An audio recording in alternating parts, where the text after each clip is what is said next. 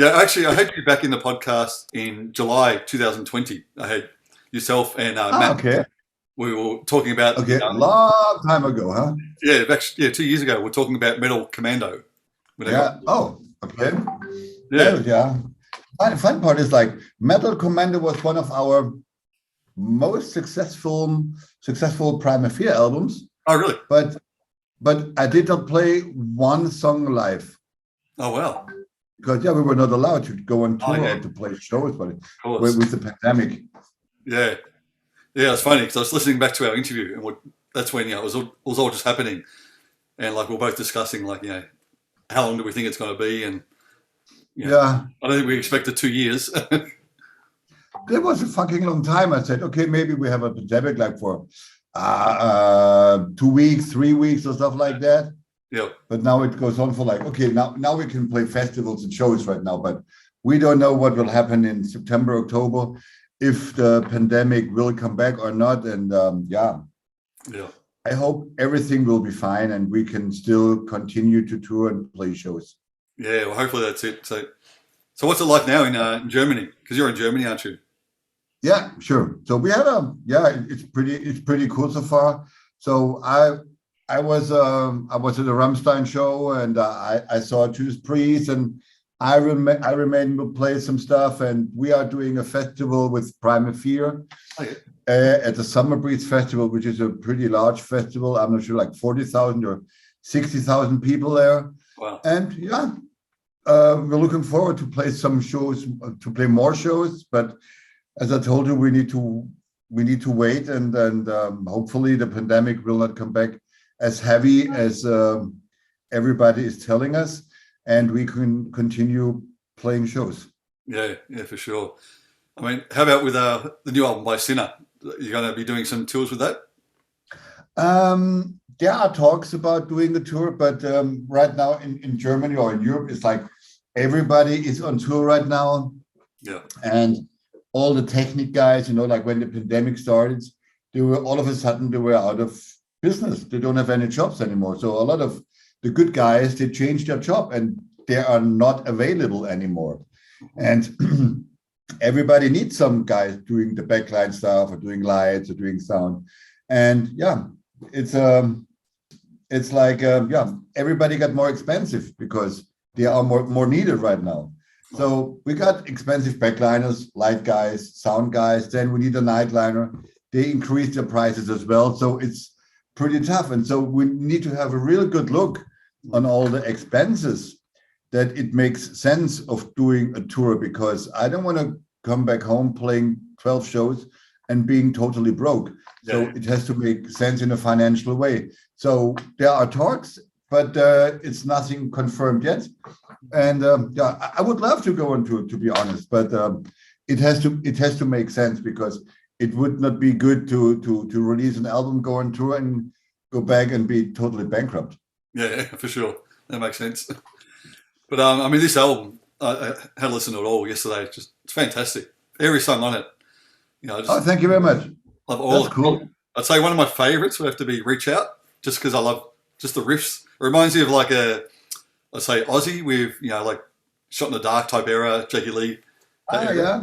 No, like the thing was that as we started to think about writing a new album, so we discussed what kind of music we would like to do. Yep. And then we go back in the history of Sinner, and then we went to the 90s where we released albums like Bottom Line, Judgment Day, Nature of Evil, which were pretty heavy for Sinner. And then we said, let's do an album like with a vibe and feeling of the 90s, but put it into 2022. And we tried to do that. And it's like an old riff. It could be like Red or Ozzy or stuff like that. And we just fooled around with some ideas, with some riff and stuff, and go like, that's a great idea.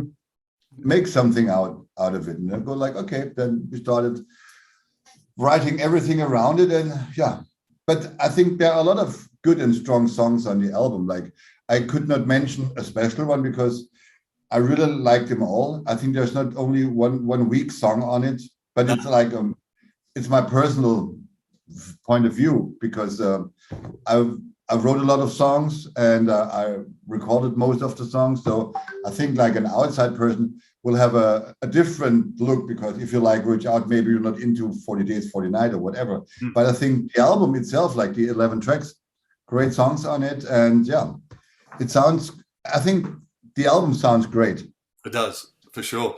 Like I said, every song, like, I mean, that's just one of my favorites, but they're all great. But the thing I like about that one is you guys solos as well, because I think it's got the dueling solo, isn't it, with you and Ralph? Then into the harmonized solo. It's not Ralph, it's Alex and me. Oh, sorry, Alex. Yeah, it's not Prime Fear. All good. Yeah. But maybe next time, maybe we do an album with Sinner, and then we do double it and Ralph singing the harmony melodies too. That would be awesome. So yeah, it's yeah, Alex. Sorry. Yeah. No, like when I think I wrote like nine songs on the album together with Matt, and Alex wrote 2 songs. And when you're in the studio, you start like you record a song, and then you play all the solo stuff, and you come up with some melody lines, twin lines. But when we were in the studio, we discussed that we are doing it like 50-50 because I wrote 9 songs and he was only able to write 2 songs because he got a difficult time schedule that I play solos on 9 songs and he only plays solos on 2 songs. So I want to have it equal. And so we discussed which could play this one and who can play that solo. And so it was like, yeah, it was like equal decision. Yeah. And yeah. I think that's a good thing about this band because we're not like egoistic musicians. So when we have to split or share something, we are really cool and totally relaxed when it comes to that. Yeah, but I think it's a great contrast you guys have, you and Alex, between your playing and then you come in with the harmony. So I noticed, so a lot of the songs, is it like Alex, you, then harmony? I always, when I start writing the songs, I always thought that it would be great to have like Alex doing something, me doing something, then we do something together, or he started something, we're doing something together, and then I play stuff like that. So I composed all the lead stuff I composed always in mind that we could share something together. Okay. And then as we entered the studio, so normally nowadays it's so like you record an album, mostly you record the album at home, you sit alone and you play your parts. Yep. This time we decided that Alex and we are going into a studio together for like 3 or 4 days, and then we start recording our solos together. Okay. And then when he played some stuff, I have a listen, go like, maybe you can play it like this or that. And if I play some stuff, he goes like, yeah, pick a different note than that. And then when we played all the harmony parts, and so it was really a productive and creative time, but we also had a lot of laughter, and it was such relaxed situations in the studio. And it was like a really healthy competition because you want to be better than him and he wants to be better than you. But in the end, we just helped us to get better because I helped him, he helped me a lot. And so we did all this twin stuff together, and it was really a healthy competition. And yeah, it was really good for the band and for the recording. Oh, for sure. So who picks the harmonies, or you just both do it by yourselves? Because I noticed there's a lot of different harmonies in the guitar playing as well. It wasn't just your typical doodle. Yeah, mostly when it's much easier when you're in the studio that when you come up with a melody line, and then it's much easier because when you play the stuff, then you know instantly the harmony to it. Yep. And it's much easier than playing it by one guy than showing the other guy what he has to play. Yeah. Because I do a bend over here and he's not doing the bend over here, but I know that there has to be a bend. So it's much easier if you have like double twin duties to do that. You in the studio play it by yourself, or only one guy plays it.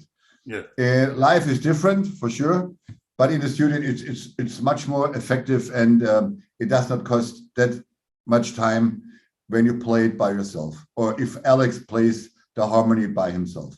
So and there was no point in discussing it, and there was no it was a normal thing to do for us. Yeah, that's cool.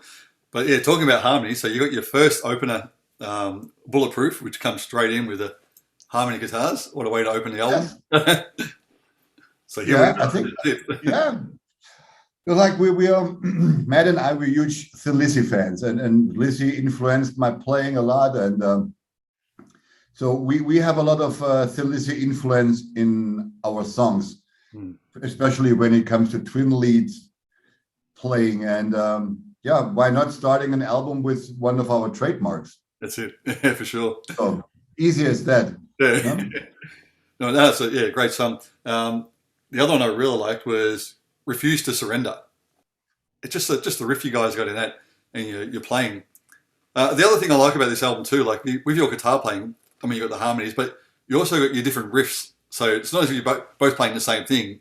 So if you're playing something, he's doing something completely different, and vice versa, which works really well. Yeah, yeah. It was like, yeah, it was like I recorded my stuff like I don't know how many tracks I needed for the rhythm guitars. I think it was like 4 or 8 tracks. Yeah. For the guitars, and sometimes I really have like different sounds, and then I play here something different than on the other side, just to make it more interesting for the listeners. Like it wouldn't have made sense if I would play like 8 tracks and everything is played the same way. Yeah. That's boring. So and sometimes it's really fun. You're like playing something and then playing something different over there. Then when you combine it, it just makes sense.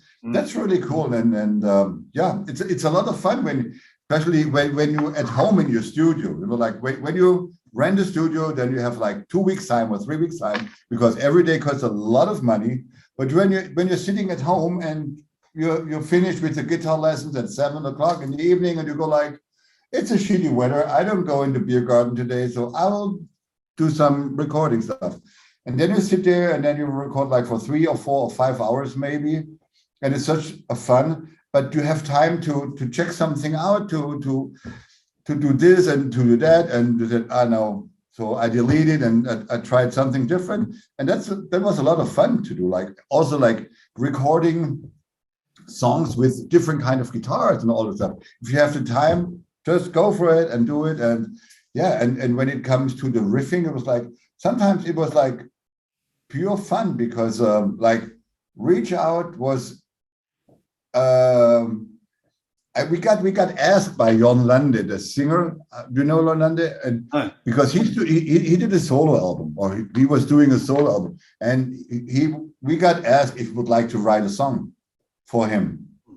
Then I came up with this riff idea, and then Matt goes like, "That's a great song. We should keep it by ourselves." So that's the one thing. Then we did 40 Days, 40 Nights. So we were on tour a couple of years ago with a band called the Unity, and I met the guitar player Stefan, and we became good or close friends. And he called me and said, I got an idea for a song, but I don't think that it would fit for my own band, the Unity, but maybe it could fit for Sinner. Can I send you the idea? And then he did send the idea, and I had to listen, and the song was really slow and more like a blues vibe into it. And I go like, I'm not really sure, but it has something. And then I did send it to Matt, and Matt is like, yeah, it's not, we could not use it like that, but try something.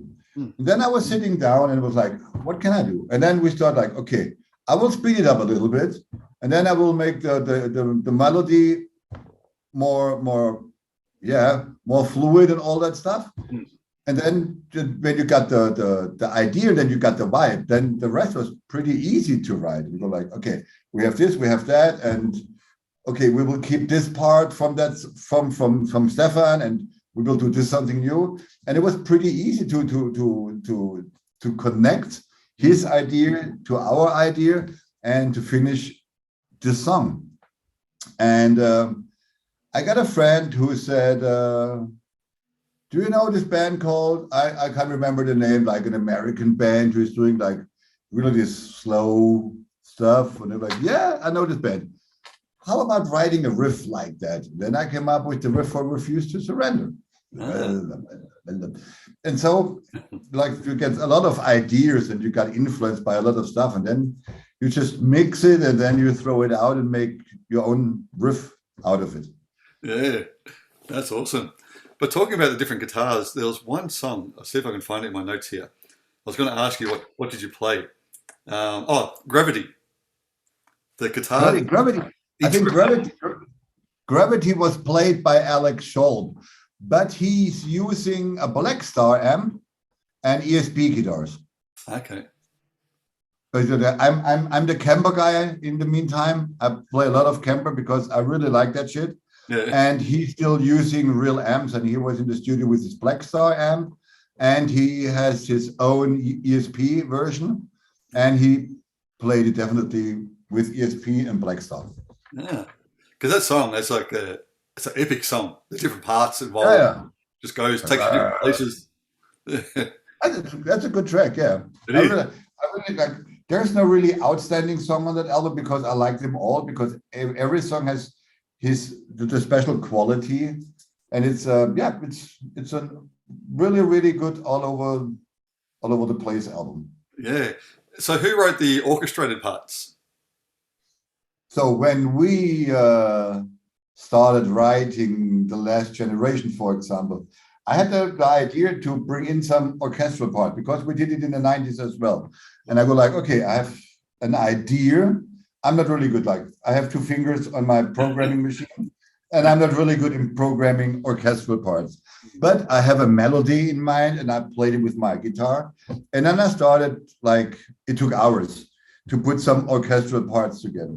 But I had a really good friend in Switzerland, and he helped me out. And then we created something getting bigger than what I had. And we knew the band Camelot for a long time because we played a lot of festivals together and we shared the same hotel bars together. And the keyboard player, Oliver Palata, he's a German guy. Okay. And he just lives like 25 kilometers away from my hometown. So I called him and said, hey, what are you doing right now? He goes, yeah, I have a job over here and a job over there. And yeah, but it's pretty tough because it's no more live playing at the moment. And then I asked him if he would like to play real orchestral parts on our album, and he agreed. And then he came up with the ideas, and like he's really a master in doing all this orchestral part stuff. And I had my vision, and I did send my guitar parts to him with a small effort of orchestral part, and it should sound like this, but only way bigger. And then he came up with his first idea, and I was totally blown away because then what I've heard was the same thing that I had on my mind. Yeah. So he really was like, wow, was amazing. And so we did the same with The Man They Couldn't Hang. So I got this idea of putting some orchestral stuff, and he is an absolute fantastic guy when it comes to this orchestral parts thing. Yeah, I actually had that written down here for The Man That Couldn't Hang. It's like a rock opera, I guess, the way it came about. Yeah, it's really, yeah, but I think it started with like double bass with this heavy riff, and and then we came up like, okay, why not an orchestral part in the middle? Because nobody expected that. Yeah. And I think because nobody expected it, it's cool because it's like you play a song which is heavy, and in the middle you have this orchestral part. Then it goes back into the solo. It would not. I think the song could have been boring if you like play all the time the double bass stuff. Then you go like the solo, and then you go like into the chorus again, and the song is out. I think the middle part is really, really important for that song. Oh, it makes it more interesting. Yeah. And the song, going back to Gravity, the female vocal on that one, because I know you do have a lot of guests on this album as well. Yeah, it was like Gio Coliluori. It's a Italian girl, and she sang on our last album as well. She was a band member on the last album. She was with us on tour, but like the pandemic came, and so everybody needed to survive somehow, and so she has her own band called It's a Lie. And so as we started to record our album, she had started recording with her band. And so time schedule doesn't make it happen to record more stuff on the album. But on the last album, she sang like 5 or 6 songs. Okay. But this time, because of the time schedule, it was not possible. to sing more than that. Yeah, but what a voice though. I mean, on that song, it's incredible. Yeah, she's great. She's really young. I think she's 23, 24 years Oh, old. wow. And she's also singing. Have you ever heard of Rock Meets Classic? Yes. Yeah. Yeah, and she's also singing with us in Rock Meets Classic. Oh, okay. Yeah, and she's a beautiful girl. She's really funny, really nice. And I think she's like 23, 20, in the 20s. Wow. Yeah. Well, I just got one last question for you, if that's all right. Sure. So I noticed for Sinner, this is what, the 18th record, is that right? 18th album? Yes. And then, Yes, 18th album. Wow. And then Primal Fear, how many was it? 10? I can't remember now. 12? I don't know. Yeah, that's Way too many. That's a lot of albums. Yeah, we could check on Wikipedia. Yeah, that's it. So how do you come up with all these riffs? You must be very. Oh yeah, but like the approach writing for those bands is different. Like Primal Fear is more like the power metal band with the double bass and fast songs. Yeah. And we have this heavy metal siren, Valve Shapers, up front. And so you know exactly how to write songs that fits for this band. When it comes writing for Sinner, it's more like a different approach because Matt is more like a blues guy and we're more like Thin Lizzy influenced. So the double bass stuff is not that fast. And and there are more like twin lead guitars parts in it that sound more like Thin Lizzy. So, but when you write songs, you know, like you're in a certain period of your time when you start writing songs. And so you got a lot of ideas and you are influenced by your environment. You're like, what happens to your friend? What happens in your life? What happens in your family? What happens in the world? And you have a lot of influences. And then you sit down and start writing your riffs. And probably nothing bad happened, but I had the feeling, and we got the pandemic, we wanted to make a heavier album. So I started playing this heavy stuff. But maybe if something very, very positive happened, like my baby was born and stuff like that, probably I would not have been in the mood to write like those heavy riffs. I would be more like writing more funny or happy stuff then. Yeah. So always, and it's just, the fun part is like, it's a special period of your time. Like the next Sinner album will probably in 2 or 3 years. And then when you come up, we will need to do some stuff like on the last album. I go like, okay, but it's another period in my life, so it's really it'd be totally different then. So we need to wait and see. Yeah, no, that's really cool. But no, the album, like I said, it's a great album. So I really wish you the best with it. Thank you very much. No problem. And hopefully we'll see you down here in Australia with either Primal Fear or Sinner, or both. Yeah, but like the last time we played Sydney and Melbourne, Sinner and Primal Fear. Oh, that was yeah. So we played Japan, and then we went to Australia. We played Melbourne and Sydney. And the fun part was when we played Melbourne. So we were on tour with Hammerfall and Primal Fear in 1998, and there was a Australian band supporting us called Pegasus. Oh yeah. And Johnny Stoy was the guitar player. And so we were in Melbourne 2018, and I just wrote him, hey, Johnny, I'm in your hometown. How about showing up tonight, watching the Primal Fear show and having some beers afterwards at some pub? And he agreed, and he answered like, oh, you're here, mate. That's great. Can I bring my brother as well? Because he was the drummer. He goes like, sure, go ahead. And so we met after 20 years. Oh, wow. And it was like, wow, there you are. I'm just waiting for you, like for 20 years right now. But yeah, great to have you back. And then we hang out in some English pub, Irish pub called, I think, The Elephant or so. I can't remember. Elephant Wheelbarrow. Yeah, it could be like on the corner. Yeah. And there's like the musical School of Rock. Yeah, that's right. Yeah, and we were on the opposite side of the pub. There was our hotel. Okay.